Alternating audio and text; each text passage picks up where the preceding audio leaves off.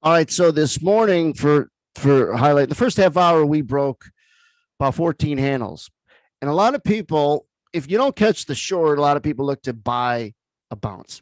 And there's nothing wrong with that. They're not wrong with fading. What is wrong is holding on to a fade when the market's still weak, holding on to that long, getting chewed up. So if you look at what we use, and that's following other people's positions, aka the puke tool, we look at the right moment when the people who are bottom feeding give up, and the people who want to now, oh, I'll sell it and get short, come in, and now they're waiting to get short, bunch get short at the last minute, and that's when the bounce is. So we had a 500 lot bid here at 1950. Generally, those are magnets, and the market wants to fill them. So it's a little dangerous to get long above there. You want them to kind of take him out and then see what happens below it in an effort to be the bottom. So I'm going to fast forward this or run this like this.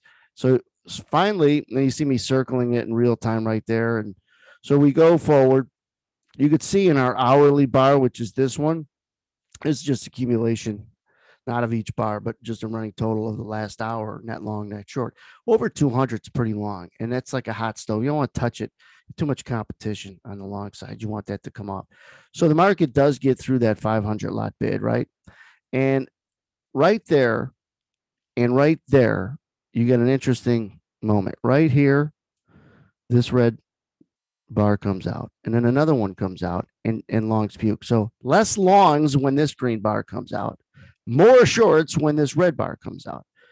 That's other people's positions. People are loading up on the short side.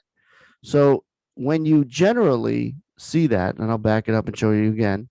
So this red comes in, and then that red right there comes in with all this long pukage. All right. And once you get above there, you should be able to stay above there.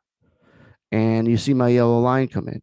What happens as soon as we get above that red, that line? This number comes way off from 175, 114 to just 15. So a couple of things happen. Shorts are stuck there, less longs, and then even more less longs as we jumped above 19.5. That's the moment to say the lows are in temporarily, temporarily. And then as we go into here, what do we see? The hourly goes from green to red even. Then we look at our friend over here, the NASDAQ, and the NASDAQ, let me rewind it. Look at the right side of the screen. Look right there. Bam. The same time this red came in, and these shorts, these are red, which are shorts. These shorts came in. This big short comes in the NASDAQ. And so let me fast forward. Look what it does. Comes in, bam. They jump above it. Like this thing is a little screwy, slipping on it.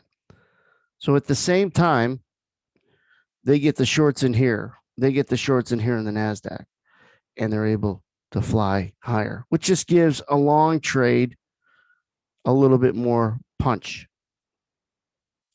Shorts come in, they get above it. It just gives it a little bit more punch.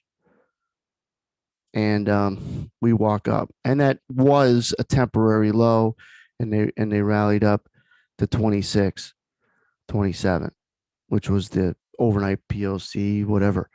And the moral of the story is, when the market's weak, all right, you have to find moments when everybody else says, all right, I'm going to get short, and they're wrong there.